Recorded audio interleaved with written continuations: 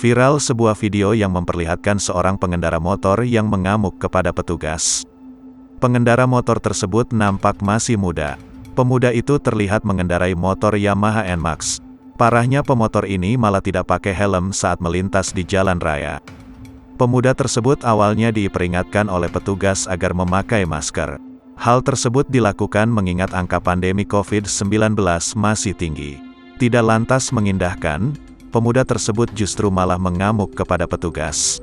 Pemuda itu juga terlihat meninggalkan motornya sambil membentak-bentak petugas.